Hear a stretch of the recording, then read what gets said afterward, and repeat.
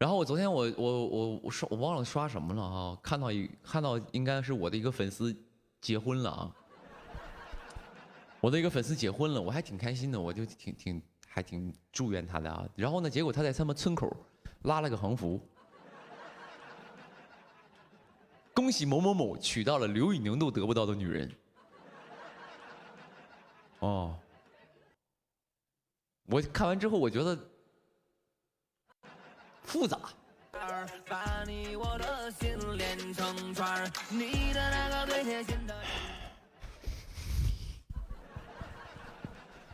哦，说明咱家这个粉丝真的是很难得啊，很难得。啊，刘宇宁都得不到，我觉得是他说的有道理，我觉得我这个确实配不上你啊。然后呢，也祝你新婚快乐，好不好？祝你新婚快乐啊！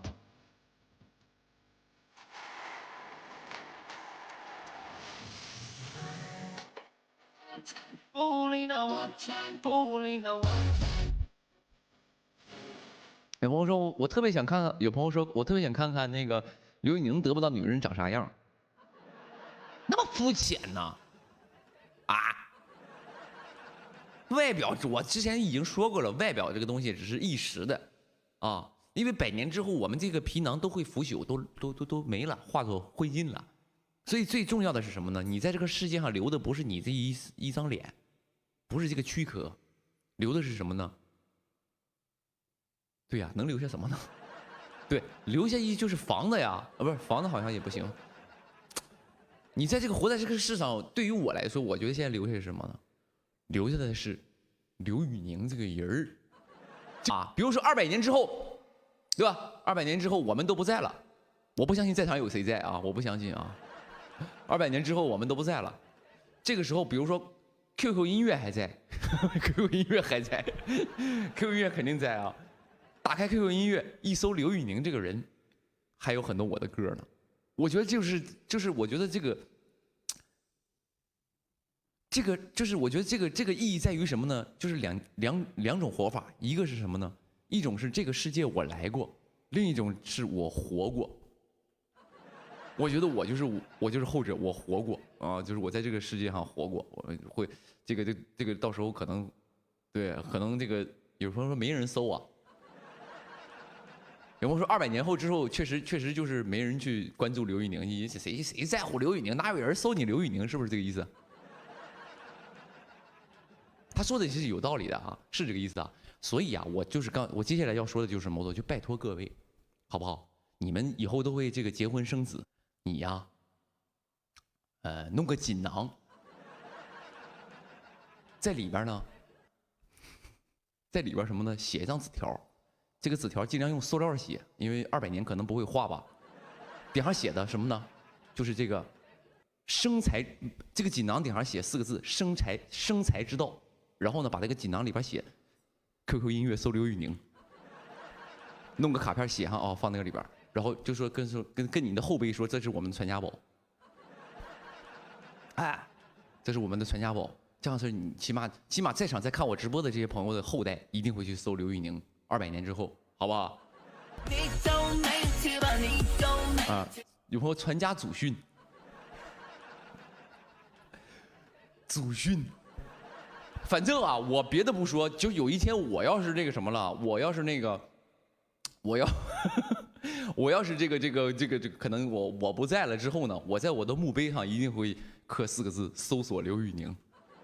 我个人能做到的啊。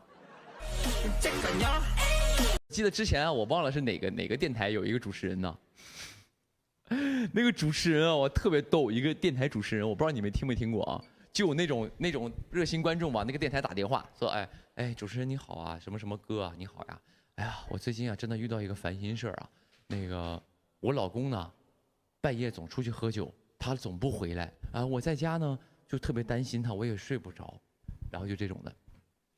结果啊，这个主持人有一个爱好，就是喜欢骂听众，骂的那个狠呐、电台里你知道吧，就那种的。你说什么？你老公天天出去喝酒，完你心里不爽是吧？你不贱吗？啊，你自己说你是不是贱？你自己说你回答我，你是不是贱？你管你老公这样的老公，你跟他过，你跟那个过什么？你跟他过什么？你是不是还不是你自己贱？我不知道你听没听过那个啊，就是好像还是一个是我们东北这边一个电台，我每次听就喜欢，就是喜欢听他骂观众、骂听众那种的，就感觉老爽了那种。我一直在担心这个哥们儿啊，这个老师啊，能不能活没了？哪天让他电台给开了，就是那种感觉啊，就天天就骂啊，就是无论这个人上来跟他抱怨什么，他就开始骂，就每个没有好话。骂完之后说：“你听到没有？我说了，你记没记住？我跟你说，这人啊，就是贱。”然后那边一电话也挂了。哎呀，刚才那位大姐，我跟你说，真的，我就有的时候不想跟他们说太多，我觉得我语气有点重了，但是不就贱吗？人男人欠你的呀。然后开始还又吐槽一番。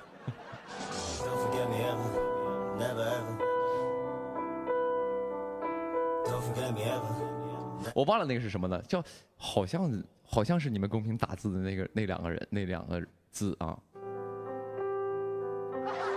所以我觉得我们也可以搞一个午夜电台，但是我不会骂你们，啊，我不会骂你们，我哪敢骂？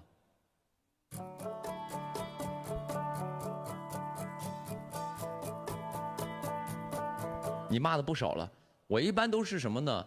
我都是怼。这样式儿吧，要不咱先试一下吧，你看我能不能干这个，行不行？这样式儿，你们在公屏上打出你现在就是你比较那个困扰的问题，好不好？我给你解答，啊，行不行？有没有那种就是我现在就是，当然这是网络嘛，大家也不知道你是谁，没关系，我们也不会取笑你。这样我们试一试，看我能不能干了这行。啊，行不行？有没有那种就是家里有那种烦心事儿的，上来你就是，那个你宁哥给你解答一下。虽然说啊，雨宁老师呢，作为一个主持人，虽然我自己都没活明白，但是呢，我还是想替朋友们分分忧的，好不好？那我现在想说，如果有问题的朋友可以打进热线，我们一起交流交流。好不好？来，我们等待第一位听众朋友们的电话的接入。